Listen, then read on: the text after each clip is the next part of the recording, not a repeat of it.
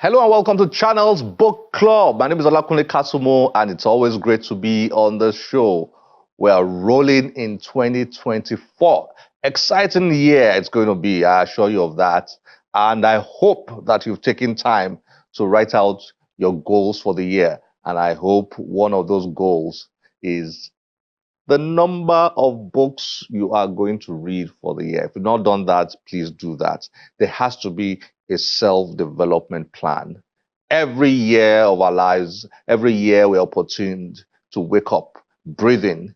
Let's always have a self-development goal. As much as you have financial goals and you have professional goals and whatever goals you have, just always make sure that they do something to help you develop personally.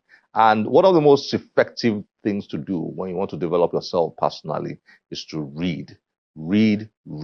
Reading is not an academic, intellectual exercise that we don't need. Our people usually will say, now book we go chop. Yes, now book we go job. Knowledge is power. So try as much as possible to get yourself a reading plan for 2024. Here's a simple one you can adopt. Very simple one you can adopt. Just read a book a month. That's it. Just read one book in a month and you can do it. And if you find it too hard, you can go for one book in 2 months. So if you do one book in 2 months, that means by the end of 2024, you will have done 6 books. Not bad at all. But if you can do one in a month, that's 12 books. If you do 2 books in a month, that's 24 books by the end of 2024. You can do it. Just have a plan and go for it. And another tip, pick books that interest you. Don't pick books that will bore you. This is especially for those who struggle with reading. Pick books that interest you. That's all. Just pick a book that interests you, a topic, a subject that interests you. If it's football, lots of lovely football books out there, biographies, autobiographies, great characters in the world of football. If it is science, of course, countless. If it's business, you don't even want to, you can just go on and on and on and on. Whatever the topic, the subject is. And if it is fiction, and I advise you to always mix your reading. If you are somebody who reads nonfiction all the time, just try and read some nice fiction titles. Fiction titles are very, very good for us, in many ways. Open up your creativity, your imagination, help you see the world in a different way. And of course, the entertainment factor there is also very, very helpful. Well, let me stop there. Now, I promised I was going to be introducing you to new books every now and then. Now, here's one. I'm going to just read a bit of the review at the back, and then you try and guess who wrote this book.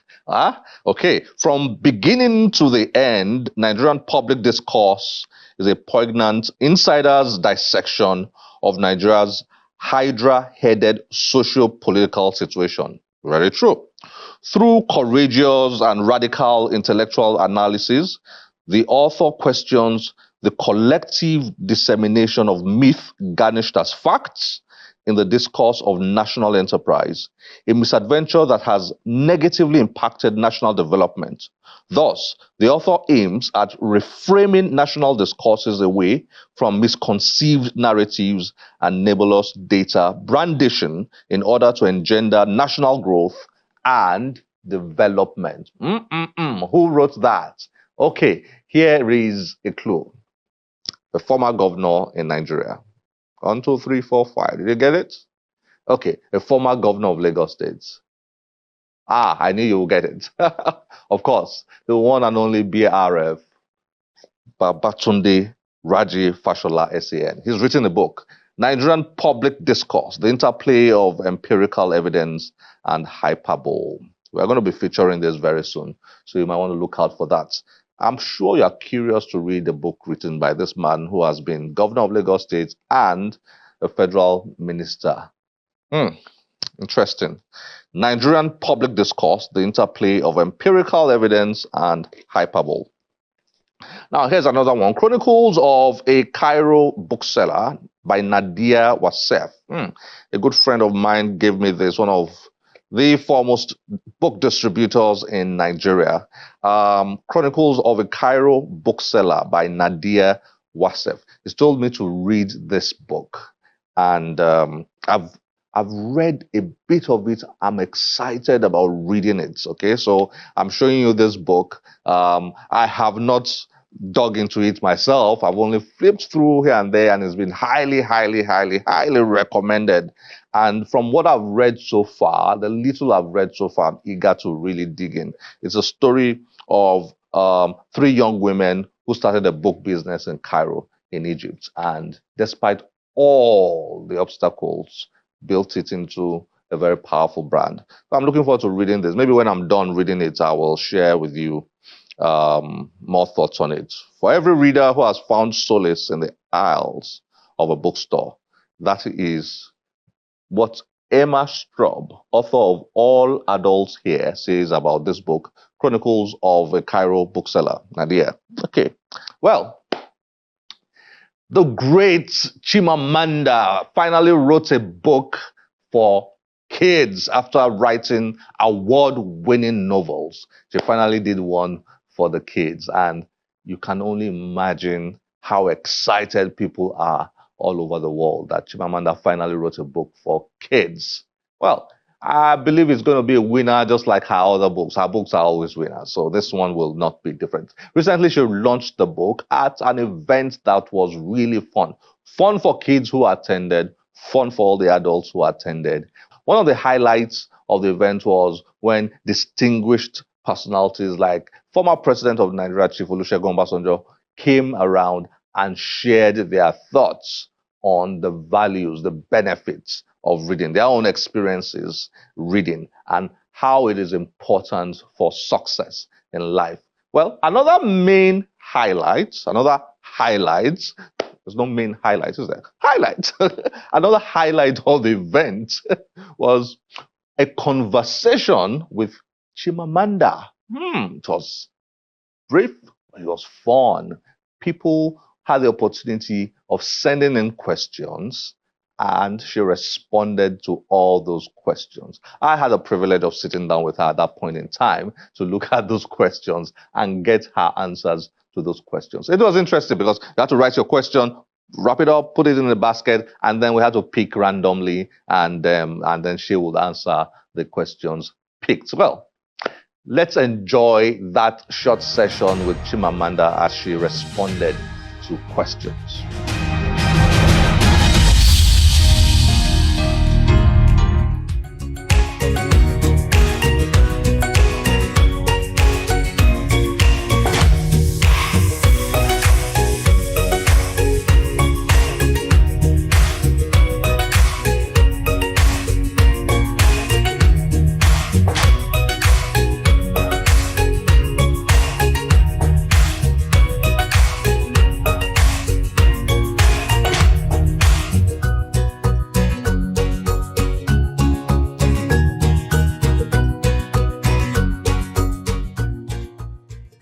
Writing this children's book, is it something you had always wanted to do? To answer the question, which I've kind of answered already in the clip, but no, I actually never wanted to write children's books because I felt that it wasn't, I think people have different callings in a way, and I always felt that mine was to write for adults because my vision is kind of dark. You know, I'm interested in war, and and I felt that I just wasn't equipped to write for children. And then things changed. And I think it was having my daughter, but also it was losing my parents. Because, and so this book, I write it under a pen name, Nwa Grace James. So I've decided that the children's books I write will be written as Nwa Grace James. Grace was my mother, James was my father. It's my way of honoring my parents. And I think for me, this book was also a way of writing for my daughter as a daughter. And I just loved the resonance of that. Okay, I'm going to steal a second to ask just one more before I dig into the bag here. I mean, it's a smaller book and the texts are fewer, but was it more difficult writing this than, or was it just different? It was different. It was not easy. I thought it would be easy, but it wasn't. So very different, very different. I had to put myself in an entirely different creative mind space. I'm used to wordiness, I like to, and so the first draft that I wrote, which I read to my daughter and she was bored by, but the editor said to me, you just really need to scale back. Children's books need to be more immediate. You need to get to the point. You can't, you just need to really cut out a lot of the fluff. And so I really needed to do that. And also because it's a picture book, it's actually a book that's supposed to be read to children more than, it's a picture book. And I learned also that for picture books, repetition is essential because children, young readers really like repetition. And it's not something that I do as an adult fiction writer, so I had to learn that. But I liked the experience because it's nice to feel that you're stretching your creative muscles a little bit. Fantastic. I will pick randomly. I'm supposed to pick randomly. Okay, let's pick. Okay. What has been, Adeton is asking, what has been your most fascinating read in 2023 and why? There are a number of books I loved. So 2 books that I really loved this year. A book called Small by Small by Ike Anya, which is a memoir of his time sort of becoming a doctor in Nigeria. It's very moving, very, very detailed, very humane and human. I loved it. And the second book is by a journalist in the US called Howard French, and the book is called Born in Blackness. And it's a history, it's kind of a narrative history of Africa, and it's just a book everybody should read. It's engaging because I don't want to say alternative history because it's really not alternative, but it tells the stories of Africa that haven't been told and tells them in a way that I think appreciates the humanity of Africans while not romanticizing us. I really love it. So 2 books. As an aspiring author, I feel it's hard to be consistent with writing. How do you mentally condition your mind as life happens to you? Is it a schedule or purely inspiration? Who asked this? It's such a beautiful question. Okay, there she is. I think I want to start by questioning this expression that we seem to now really like, that life happens. Because I sometimes worry that we use that as an excuse. Doesn't life always happen? So someone said, I don't read because life happens. But I think that reading should be part of life happening. And so for me, it's partly inspiration, and also it's not so much a schedule as it is discipline and commitment. It matters to me, and so I make time for it. When I was an undergrad, I was taking care of my nephew, going to school full time. And so I would stay up until about 2 a.m. writing because I knew I would have to wake up to go to school and come back and be with my nephew and then cook dinner, and I wouldn't have time. So I made sure to stay up until about 2 a.m. every day to write. Did it mean that my sleep was shortened? Yes, but it mattered to me, so I made it happen. So I think if something matters to you, you make the decision to make it happen. There's so many excuses, right? Life really does happen. Nigeria is really difficult and becoming even more difficult. One wonders why. But I think determination. You make it happen. And I don't like to sort of I don't like to dwell on all the reasons why I can't write, all the reasons why I'm not writing as much as I would like to, because there are those reasons. I mean, life does also happen to me, but you make, if you value something, your actions show that you value it.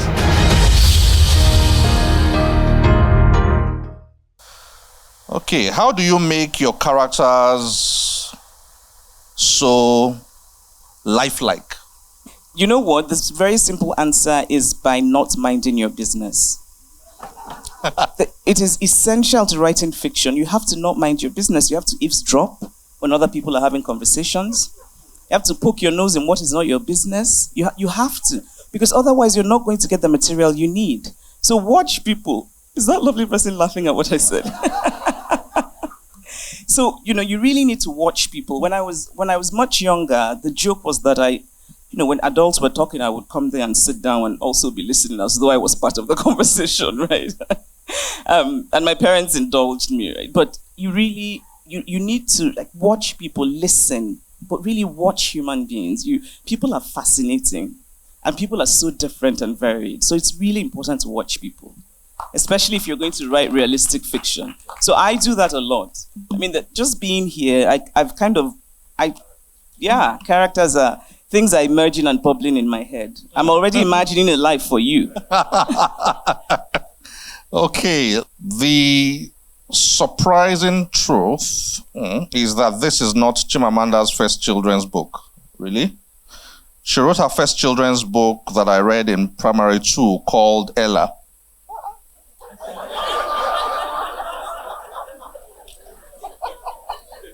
What?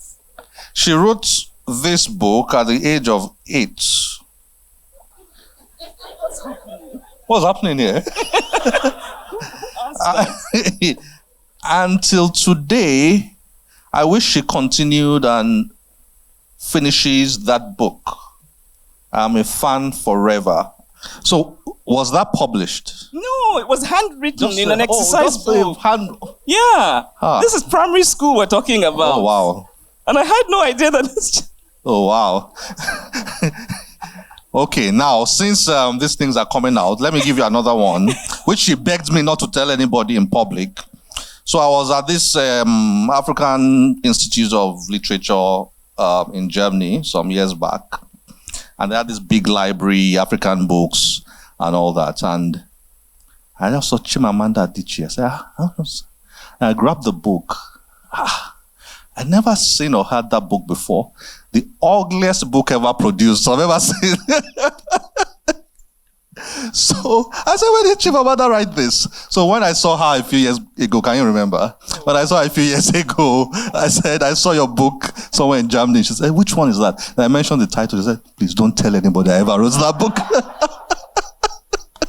I should say, why are you doing this now? Kuni has caused problems this evening. You're now adding to it. Okay, the reason I don't want to talk about this because, Nigerians are very clever. They're going to go off and find that book. And next thing you have people putting it up, see what she wrote.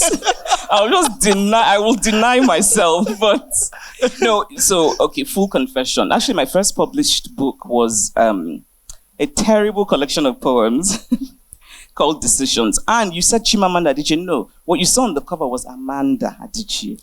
That person no longer exists.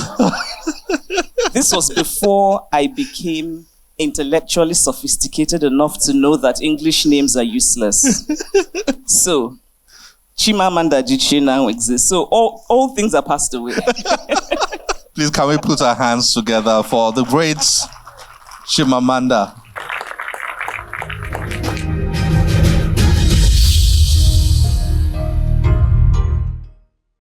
What an iconic figure Chimamanda has become. She's made Nigeria proud all over the world. So proud. All over the world. What a job she's done. Writing, inspiring, speaking, and just generally motivating young people. Not just young people, people all around the world. And whenever she's announced and she's introduced as a Nigerian, we just get so very proud of her.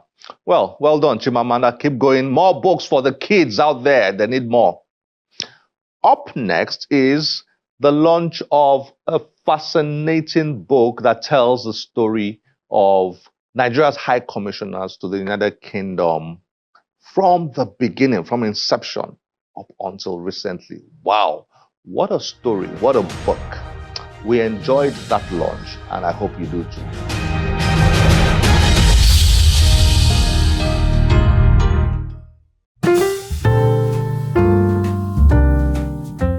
American historian David McCullough once said, "History is who we are and why we are the way we are." On this note, Yemi Edu, a UK-based Nigerian-born prime property agent, wrote his debut book, The Number One Mission.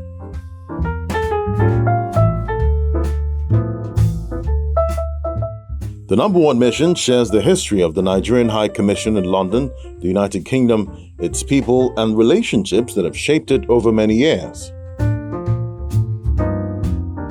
Edu, the managing director and founder of Daniel Ford International, had earlier gathered Nigerians in the Abuja House, UK, to launch his book. On this occasion, Edu hosted high-profile citizens for the Lagos release of the book. In his remarks, the immediate past Nigerian High Commissioner to the UK, Sarafa Ishola, applauded Edu for researching the history of the commission and documenting it in a book. Yemi Edu is that patriotic Nigerian who, in spite of his stint in the British society, is always proud of his Nigerian heritage. And like some of us must have read in the book, when I was appointed by President Muhammadu Buhari as the High Commissioner, he's one of those that a friend of mine, Femi Bakari, recommended that I needed to talk to them for the purpose of navigation. Edu explained what fascinated him about telling the story of the Nigerian High Commission in London. I'm intrigued by my environment, and over the years, a lot of you, when you come to London, you come into number 10, Bow Street, and we have a conversation. This conversation are engaging. It helps me feed back people in position of authority when I have the opportunity to sit down with them. But in most times, when they go back home, for those that operate in Nigeria, I think the environment, the circumstances just takes the wind out of our talk. I must put on record that Ambassador Sharafa Tunji Shola is the first person that has actually executed most of the things we discussed. I am really proud of him. Accolades were showered on him for embarking in this important project. Yemi is a young man. Since I've known him, he has impeccable behavior, absolute courtesy to everyone, and of course, a very hardworking, very fastidious young man. And to have actually been the first to think about documenting activities anywhere outside Nigeria in combination with the diplomatic service, I think is really highly commendable. This book will encourage a lot more people to understand more about our missions abroad, about diplomacy, and about how to be a good Nigerian. Because you don't have to tell bad stories about your country. So Yemi is selling his own country in his own way, and most importantly, giving back to the Nigerian society. He's not sitting in London just making money. He's giving back to charities here. He's giving back to the less privileged. He's contributing to the Nigerian society. So I really commend him, and he's a good example of the Nigerian diaspora that we should be celebrating. The author spoke further on how the book influenced the Nigerian community in diaspora. It's not just about the mission, it's about London, it's about our people, the values, our pedigree, our history, our legacy. So we're building a benchmark, because what you don't write down does not exist. So those actions in that book will live beyond us, will live after us. And for people in general, it's just an encouragement that we should do more, and we should engage ourselves more. Because when you realize that what you do can be recorded, it will make you think twice to do the wrong thing. Mr. Edu is one of the UK's most influential black people for the third year running, having made the Power List in 2021, 2022, and 2023.